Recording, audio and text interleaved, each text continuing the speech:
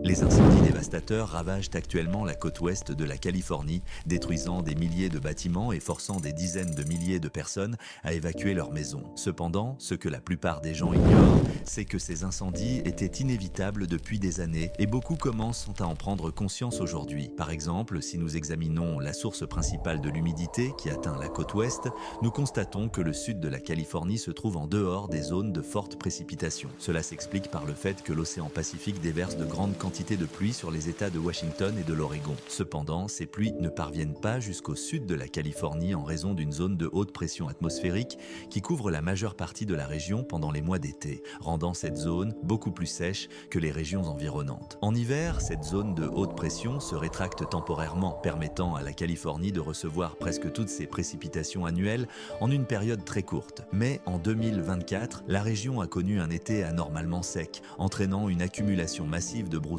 inflammables à la surface. Avec les vents extrêmement puissants de Santa Ana, tous les éléments étaient réunis pour déclencher des incendies gigantesques et destructeurs. Avec l'impact croissant du changement climatique, il est évident que des catastrophes comme celle-ci deviendront plus fréquentes dans les années à venir.